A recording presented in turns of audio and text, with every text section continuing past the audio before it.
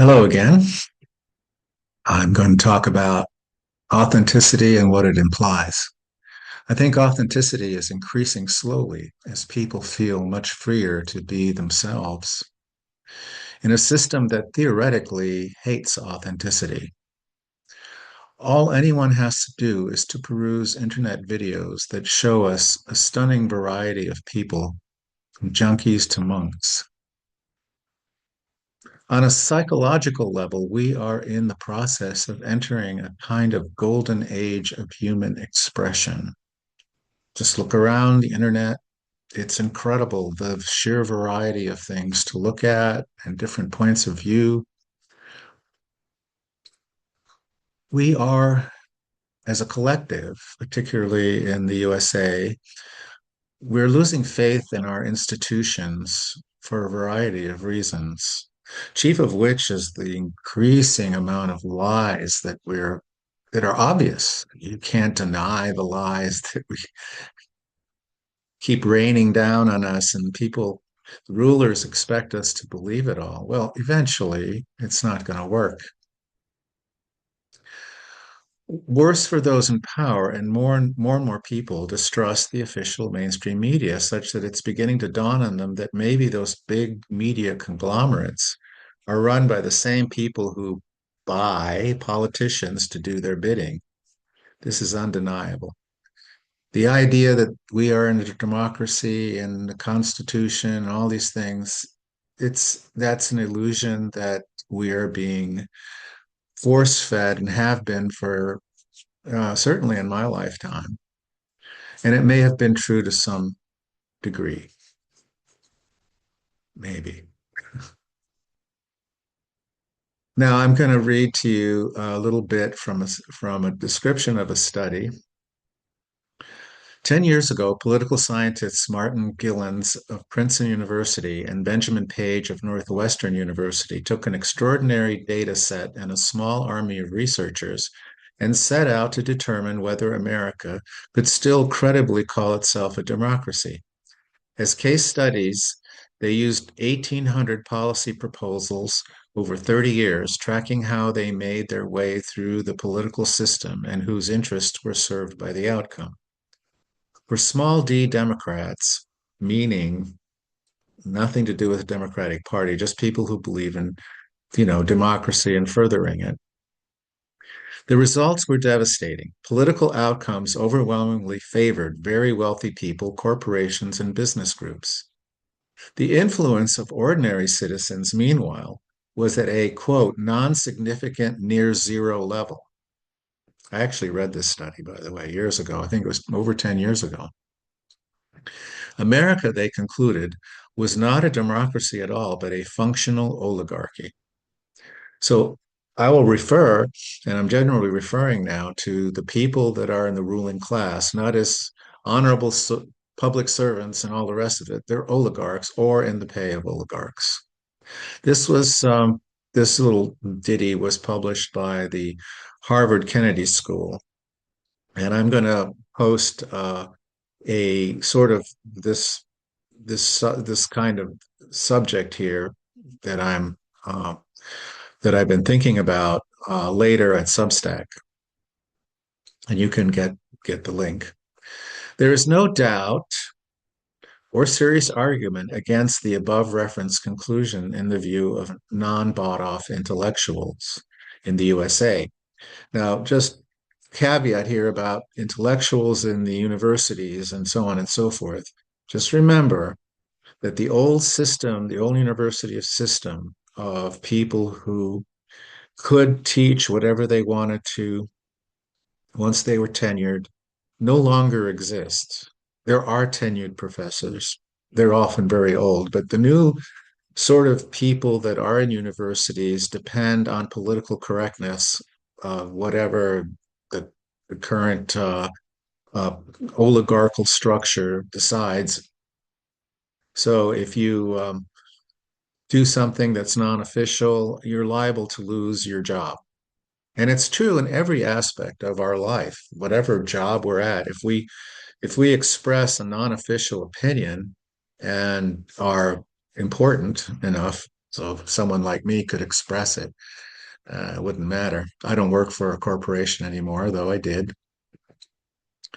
But anyway, these bought off intellectuals and so-called journalists who are not journalists, they're public relations officers for the government or the oligarchical cliques that they are paid to serve. So anyway, the constant bullshit pounded out by government and media about representing the free world, quote, encouraging, quote, democracy and the US and the rest of the Washington Empire being models of an ideal society that is causing and has caused severe psychic trauma, at least for those of us who have some interest in reason or care about our country. It's bound to be traumatic to face the truth that what we thought was true, that we were going around the world helping free trade and overthrowing governments so they would be more democratic, slaying dragons all over the world. It's not true at all. It's exactly the opposite, in fact, and has been the opposite. That's the important thing to understand. The illusions that we had were wrong. There's, well, if you believe in reality or some kind of whatever we can call truth, which I will deal with at some point, but not today. Many people are actively wondering, what if all those conspiracy theories about our ruling classes are true? As far as I know, all the major conspiracies, and I've researched them intensely, all of them over decades, are basically true. The government did assassinate the Kennedys and Martin Luther King and many, many, many others here and abroad, and continue to do so. If if you look around enough, you'll find all the instances of dead people, governments overthrown, politicians killed, whatever. What if, in fact, and this is the, again, more trauma here, what if, in fact, we are a force for evil in the world rather than good? And by we, I mean the government. Most Americans and most Europeans, even, we're not bad people. We don't want to hurt everybody. We don't want to go into an area, bomb the crap out of, and shoot women and children like the Israelis do. But we tolerate it, and we tolerate it. And our governments are all of the governments in the U.S. and Europe are supporting this Israeli monstrous Nazi-like regime in Israel, and we are now at war for that horrible everything. It's almost every single value that we could call human values is being systematically violated by not only the Israelis, but increasingly by the American government. And I hear this all the time that going back to the past now, is that people my age, oh, this is not the country we grew up in. Oh, yes, it is. You just didn't know it. You just weren't aware of anything. There was no internet. You couldn't, you would have to really look for it. And I, early on and starting in my teens, I really started to look for it. And many others did too, not enough to make a difference. But that was a cause for all the activism in the 60s and 70s. Although people were, when I grew up, more conscientious, they did follow the law without having being forced to.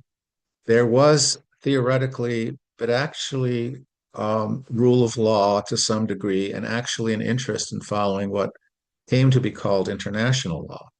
So, for example, the Geneva Conventions on War are actually laws that were embraced by Congress and are official law. So if we see a bunch of boats in the Caribbean somewhere and we don't know what they are, but we just shoot them up and kill everybody in that boat, that's a violation of international law. We're not allowed to simply murder people because we feel like it. Seems logical, but apparently the government has no problem admitting that it does that. It is deliberately violating not only international law, but US law. and many other far worse things that are being done, even today.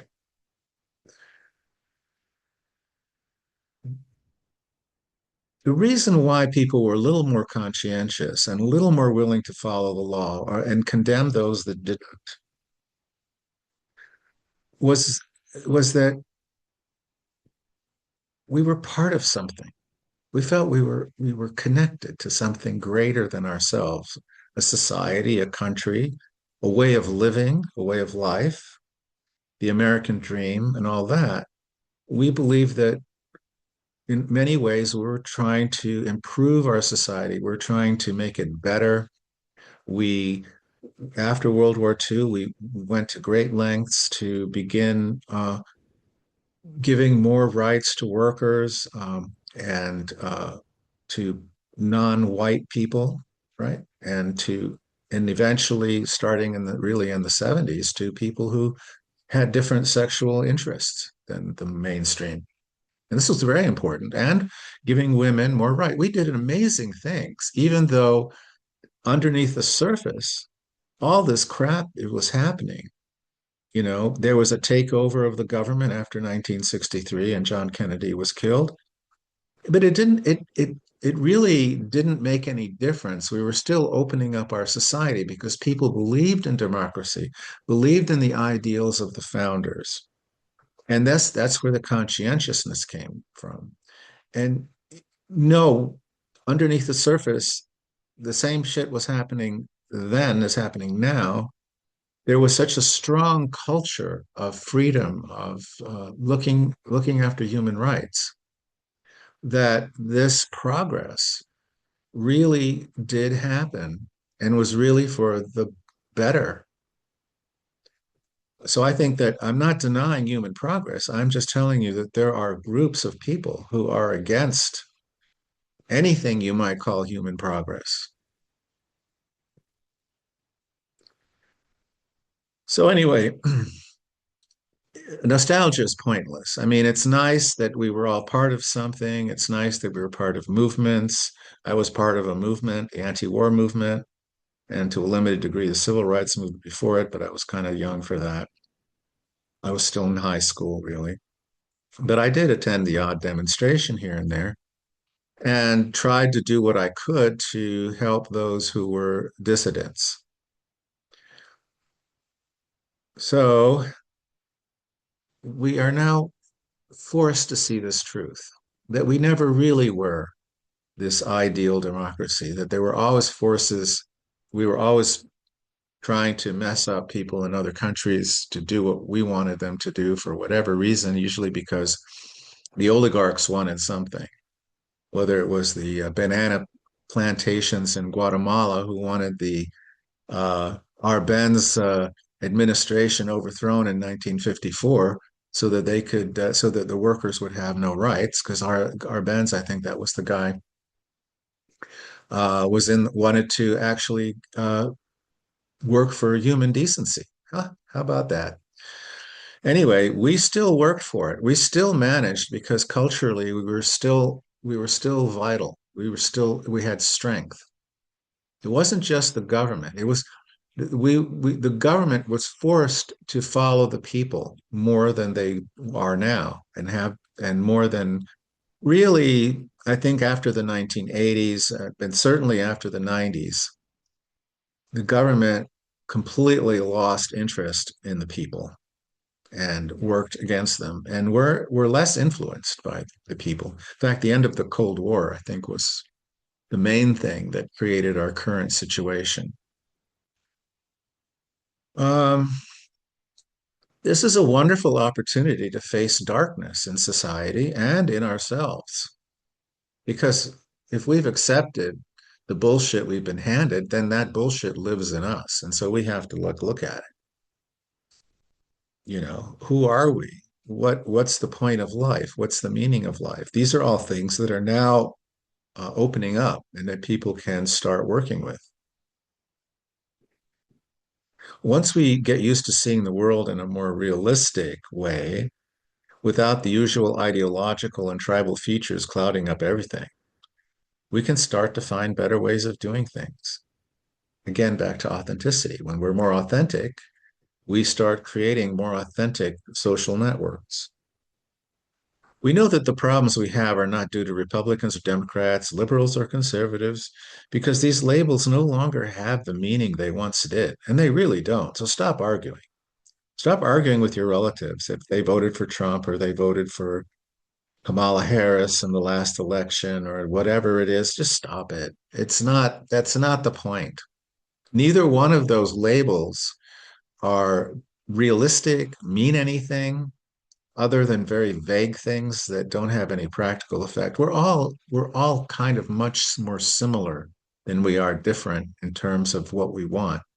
There is a common morality that we can share, but we need to discover it. We don't know it right now. People desperately want the labels, however, because they need to feel they belong to something. They belong to some part. It's like high school kids and their groups. There's the goths and the athletes and the nerds and the this and that. We all feel we want to belong in some framework, but these frameworks or these little societies don't have to be constantly at war with each other. There's much more in common than is not that we have that we don't have in common.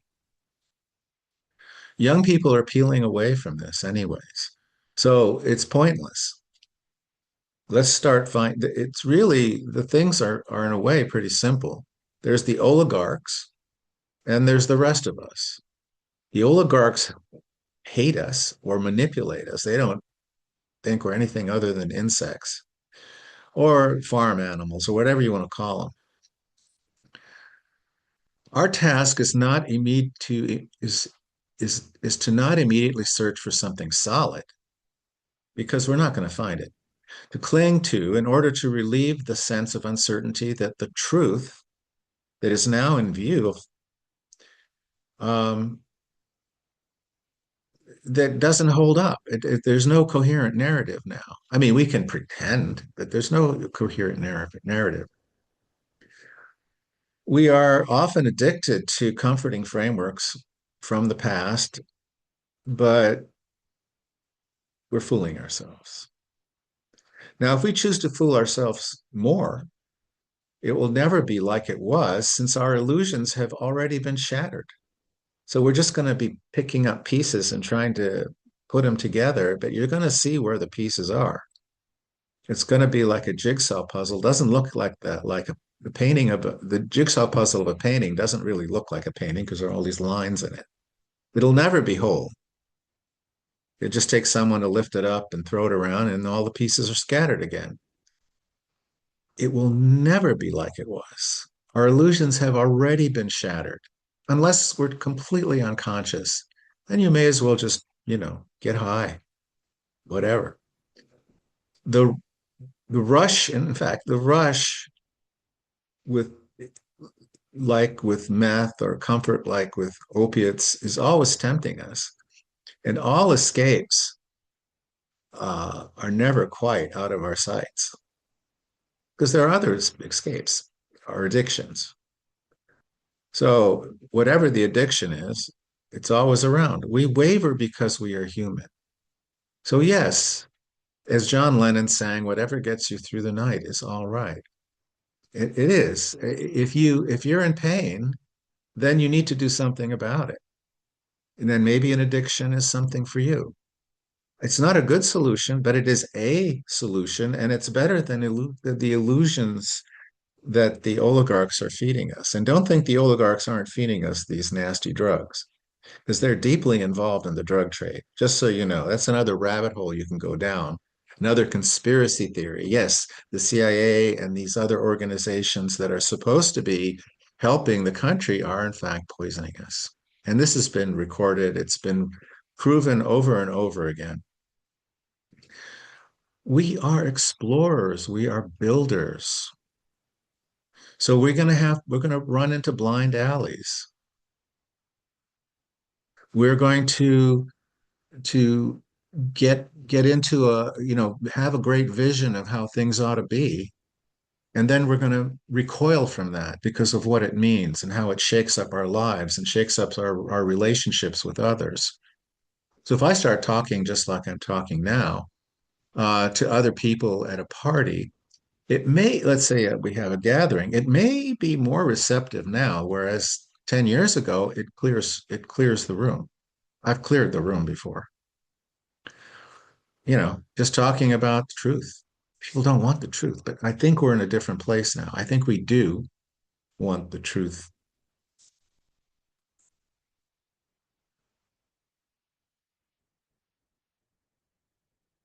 Now, I've been thinking about this lately.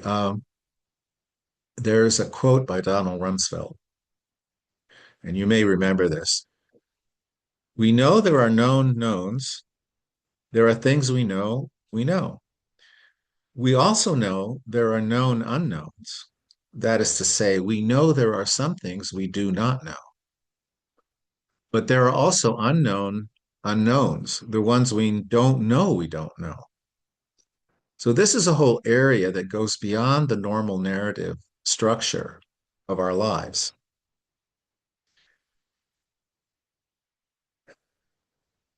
These unknown unknowns, are raining down on us all the time. It's clear to me now that our collective task in life in this historical moment to process the poison handed to us from the past, which has not only not been resolved, but has been invisible to us at the level we once were, but are visible now. The unknown unknowns are, in a way, numinous.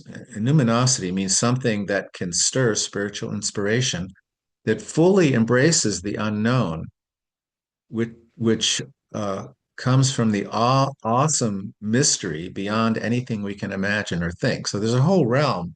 I call it the spiritual realm, but numinous is a good term too. It is mysterious. So there was a book written by a meditation master who was instructing monks in England, and I think it was the 13th century. And he wrote a book called The Cloud of Unknowing. And he said that if you want to understand God, you can only go so far intellectually to try to understand that. But you have to achieve knowledge of God, you have to go through a cloud of unknowing to go into this mysterious realm of the divine. The same exact thing developed in Zen Buddhism, which calls us to go beyond thought into another kind of consciousness. It's not the same as thinking. There is another realm, and that's the whole point. The spiritual realm is that area. When we get into the spiritual realm, then all these contradictions and issues and things we don't understand, and the government and this and wars and uh, you know constant strife, we can then begin to understand it, not through thinking or analysis or putting it in a spreadsheet, but through something deeper, through the inspiration of the soul. But these things sound freaky because unknown unknowns is freaky to us because we're prejudiced to, we want to see, because we as a culture tend to demand that everything ought to be in view and known, since we are now faced with the reality that the whole reality we face is just too big to know anything definite. And so, in a way, our current situation is kind of confusing and puts us in a state of, I don't know what's going on. It's so crazy. That's a good thing because it, how can I say, inspires us to look at that higher level or what I call the spiritual level.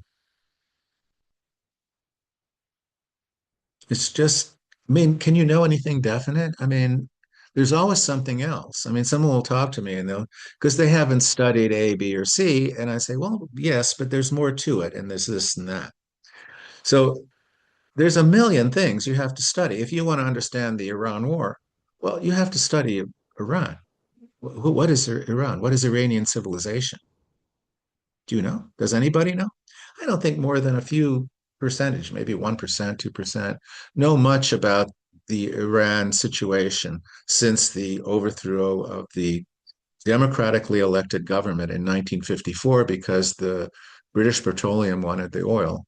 And Mossadegh, the elected, democratically elected president of Iran in 1953, was overthrown by a CIA coup, CIA and MI6, I should say, which is British intelligence.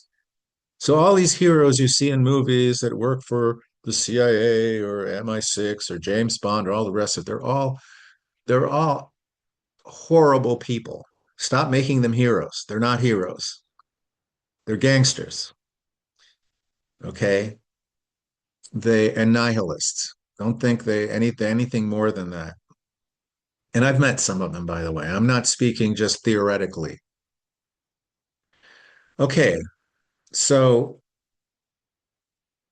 we need to, and by the way, about Iran or any country, China or Russia or whatever, we need to know something about these countries before we can make a judgment. We need to know something about war and what kind of war we're facing.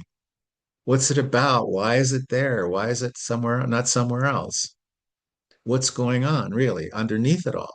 Because there's a lot going on underneath all this stuff that we're seeing, just little tidbits in the news that are usually at best incomplete information and usually simply lies. So all these rabbit holes, we'd have to spend a lot of time just digging through it. And as I have, and that's been a lot of my life, that's just what I wanted to do. But you don't have to do that. Instead, the solution to this is not necessarily to go investigate the Kennedy assassinations and 9/11 and all the rest of it. You can kind of assume that whatever the government says, the opposite is probably true because you can sense once you start spiritually developing that these people are liars. You can look at them and see that. If you're sufficiently developed and trained in some form of meditation or yoga or martial arts or anything that focuses on self-knowledge, you can tell the fakery.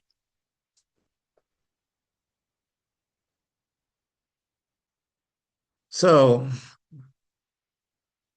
you know, again, nostalgia in the past, and if you look at historical dramas, people had a sense of morality, of common morality, and they lived by it. And sometimes they lived by it at risk of their lives.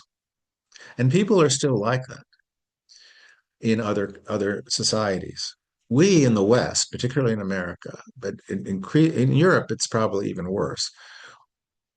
There's a sense of nihilism and a denial of anything other than creature comfort and science, whatever that is. So the the reality is both in United States and Europe is we have a confused, varied, highly varied, diverse, an unrooted and uprooted set of spiritual traditions that come to us in fragments from Western civilization, as well as all the major spiritual wisdom traditions, which are now available again. You want to look it up? Look it up. We are just a click away from all major cultures, philosophies, and religion of our planet and maybe other planets, as some say. There are people who are channeling alien consciousnesses, just as the old prophets of Israel channeled Yahweh.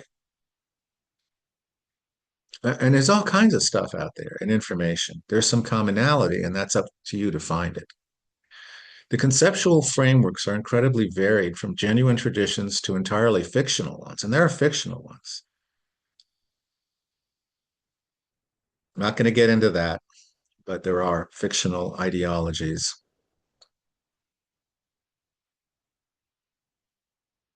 Now, we are in the process of digesting all of this at the same time that we are dealing with trauma inherited from our ancestors, and the stunningly rapid and deep changes in our lives from the death of multiple traditions, marriage, family, uh, everything is up in the air.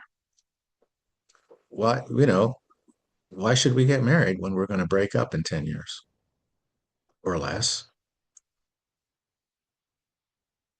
So now we have the technology, we have social media, we have everything. We get to know a lot of this is good. I think it's good because I think it's beginning to see people are beginning to see how varied. Again, this has started when I started off. I said we have a varied population, varied bunch of people all over the world to learn from, to see that they have different ways they think and na.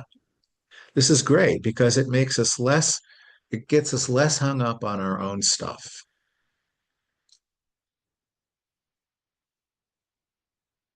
But the trauma is important. I'm thinking about, I was looking at some interviews with victims of sexual exploitation, sexual trauma as children. So, child sexual abuse probably has always been going on. I think it has, but it is now being exposed, and the sadness and the hurt that is expressed by these people. And I've known many people and have had close close relationships with friends and at least two of my ex-wives who had suffered from sexual abuse as children. Uh, it's it affects everything. It affects our lives. It affects even if you personally haven't been sexually abused as a child, the fact that there are so many of these people around affects us deeply. Um, we have also the new reality of AI and sophisticated psychological techniques of manipulation, which have their roots in psychology, psychological research, where we know a lot now about how to motivate people and how to make them do whatever we want to do. There's been a lot of work on that. We live in a world of sophisticated mendacity, engineered by people who understand the science of human persuasion and all their phony gestures and poses. We're being manipulated through a bunch of frameworks that are there to make us die, certainly spiritually, but also some people say physically. There are people who think that the oligarchs want to eliminate large numbers of people and replace us with robots. I don't know. I'm not sure about that, but I think it's probably likely to some degree anyway. So it's something we have to be careful about.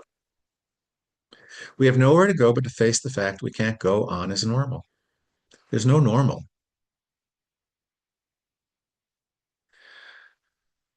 Deep down, the only road to normal leads to slavery.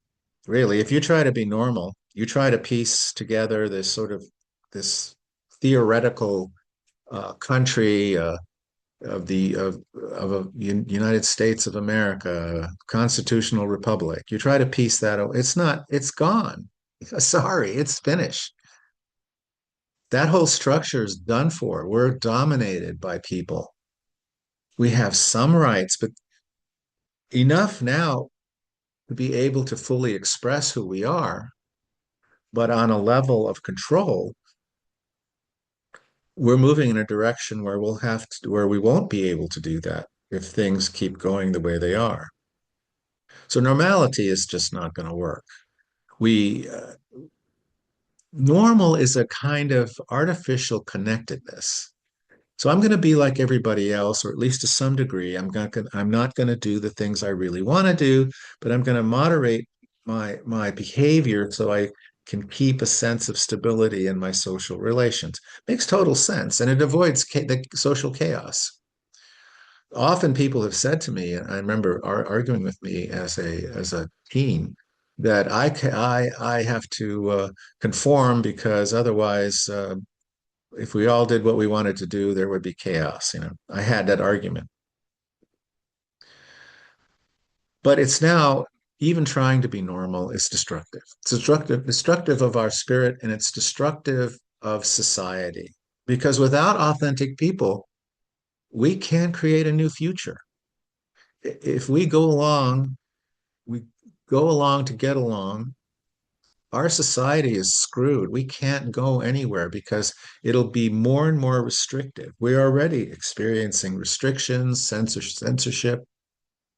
People are now being arrested for criticizing Israel in some states. There are laws on the books. Certainly, if you're in the academy, if you're in the university, you have to be very careful. In Europe, it's even worse. They have no First Amendment or Second Amendment. So they're subjects. They have no rights. You can be arbitrarily arrested. I was just looking at a video of Colonel Baud, I think is his name, is a Swiss colonel who has been sanctioned and so he can't leave his house. He can't have any access to his bank account. He is under arrest, but the jailers aren't providing him with any food, so he has to have friends buy food for him. And finally, because of some humanitarian law in the EU, he's now allowed to actually have restricted amounts of money where he can buy his basic necessities, his food or his toothpaste or whatever he needs for just to be alive. But he's in jail. And not only is he in jail, he's not being charged with anything. He's simply arbitrarily being sentenced to life in jail without any chance of appeal. He's trying to work an appeal, but this is the power of the European Union central government, which is now uh, authoritarian and wanting to be soon to be totalitarian government. Why people in Europe tolerate this stuff, I have no idea. I think they're just asleep. They're even more asleep and more sheepishly following authority. And there's a reason for that. Authorities in Europe have been much more responsive to human needs. So they have more credibility in Europe. In the USA, few people think that the government is worth anything. They don't give us anything, they just take. Where in Europe, the government provides them often with free medical care, housing if they need it, therapy, all kinds of stuff that we don't get here. So they're more obedient, but that's soon to change with the coming changes from this war, which means less food, less energy. I'm not going to go into all the possibilities here, but normal is never going to happen again here or anywhere else.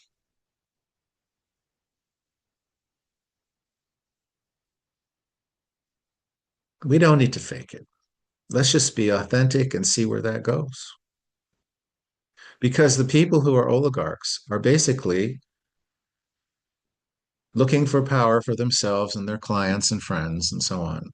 And their ideology is basically satanic. Even if they're not part of the Satan worship and the sacrifices and the eating of babies, which we've found out through the Epstein file that some of them are interested in, whatever it is they want to do, if there are these rituals and blah blah blah, I don't think most oligarchs do that. I think a significant minority of them do definitely do that. But even those that aren't doing those kind of things still have the same values: materialism, control, crossing boundaries, hurting people. Where you can't rise to the top without hurting people in this particular corporate culture.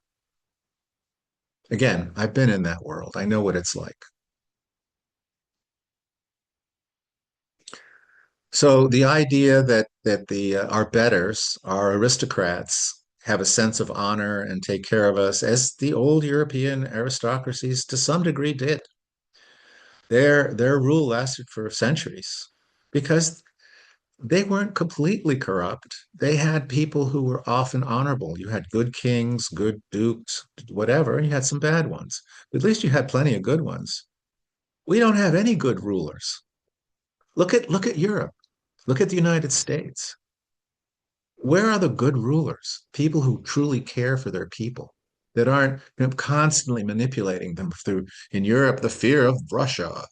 Russia is the great Satan for them. Everything, they will sacrifice their people to fight Russia. In the United States, it's more, it's like we're fighting for Israel. Israel, which is our leaders, that's it. Israel is their God. They follow whatever Israel wants, that's what they want. I'm being facetious here. It's not quite that way, but it seems that way to a lot of people. In fact, the US government is looking out for its own sense of control of the world, and they're using Israel in some ways. In other ways, Israel's using them. Traditional religions, pointless. Scientism, or the following of science, and atheism and all the rest of it, if I can't measure it, it does not exist. That's the scientific, so-called pseudoscientific point of view. It's completely false and has no grounding in anything other than fantasy. Most science today is fantasy. Most scientific studies, by the way, are bogus. Don't take my word for it. Look it up. Look it up at the replication crisis of the early 2000s. Look up the study by, let's see what his name is, John Ioannidis of Stanford. Made a study of studies and showed that most studies have deep flaws that render them scientifically not valid. And you can look that, I may be wrong. You look it up. I read the not the study itself, but I read a New York Times article, New York Times Magazine article on it, and then followed up by looking at the study to what degree I could understand it. And that's what they were saying. And oh, becoming Christian, and oh God, that's that's a dead end, because if you really read the Bible, eh, you can't possibly follow it. And this is weird. And I've talked about this before. It's like I love Christianity, really. I love Jesus and his teachings in the gospel and in the Gnostic gospels and in the, as I've said before, the Ethiopian Bible that is giving us new insights.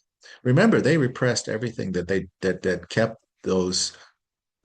the more anarchic part of Jesus's teaching sort of subdued, because they wanted to have an organization and control others.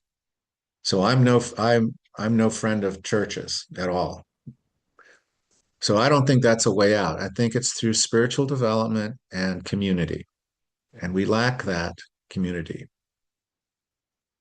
And that's the next thing. First, we have to begin to wake up to the reality around us. And then we need to find community. I'm trying to do that. But for me, it's not a requirement, because I connected with people here and there, and I'm fine being by myself or with others. It doesn't matter. I'm communing a lot now with animals, plants, the sunshine, the birds singing. So I'm really into that connection, and all of that is part of us, is part of our connection. So whenever you can, try to get together with others, try to be in community with all existence. And we'll see where all this leads. This is a hard time for everybody. Been talking to people about this. This is just a hard time. And we need to just go with it, because that hard time is there because we are now beginning to face reality. It's not pleasant. It's difficult. I understand that. It's simple for me to say, oh, wake up, wake up, wake up, and then scream. That's not pleasant. The reality is not nice. So we got to toughen up in a sense and just face it. You have no other choice because one day or sometime you're going to be facing it. So wake up because that is when the soul can emerge. It's when authenticity emerges. This is the whole issue here, as I've been talking about my all my videos. We're moving towards authenticity to who we really are and then to what everything else is in the world.